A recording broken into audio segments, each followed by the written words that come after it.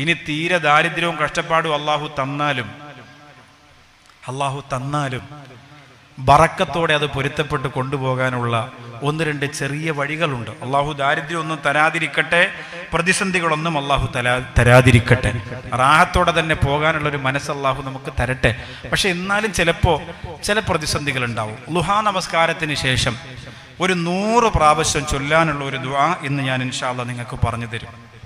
അത് നിങ്ങൾ തീർച്ചയായിട്ടും നിങ്ങളത് ചെയ്താൽ ഒരിക്കലും നിങ്ങൾ മറ്റൊരാളോട്, ളുഹാനസ്കാരത്തിൻ്റെ തന്നെ പ്രത്യേകത, ളുഹാനസ്കാരം കൃത്യമായി നിസ്കരിക്കുന്ന ആൾ കടക്കാരനായി മരിക്കൂല എന്നാണ്. ളുഹാനസ്കാരം ഉള്ളവരാരെങ്കിലും ഉണ്ടെങ്കിൽ ഒന്ന് കൈവക്കും. കൃത്യമായിട്ടുള്ള 1-2 പേരെങ്കിലും ഉണ്ടെങ്കിൽ ഒരു ബറക്കത്തായിരുന്നു. മാഷാ അല്ലാഹ് മതി.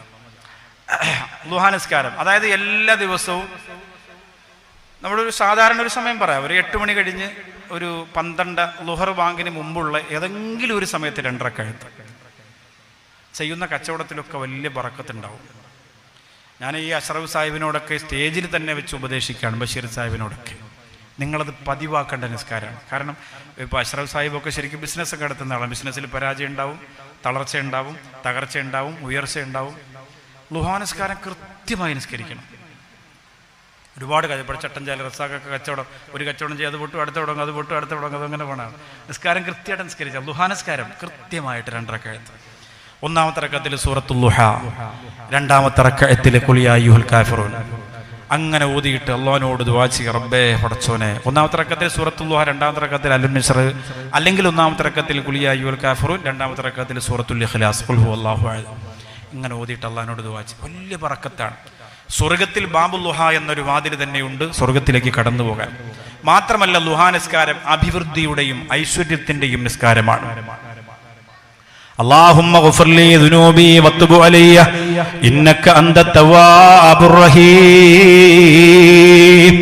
2 റക്അത്ത് ളുഹാ നിസ്കരിച്ചിട്ട് 100 പ്രാവശ്യം സലാം വീട്ടിയിട്ട് അവിടെ ഇരുന്ന് അല്ലാഹുമ്മ ഗഫിർ ലീ ദുനൂബി വതുബ് അലയ്യ ഇന്നക അൻതത് തവ്വാബുർ റഹീം. സഹോദരിമാരെ എഴുതിയെടുത്തോ, പഠിച്ചോ. അല്ലാഹുമ്മ ഗഫിർ ലീ ദുനൂബി വതുബ് അലയ്യ ഇന്നക അൻതത് തവ്വാബുർ റഹീം.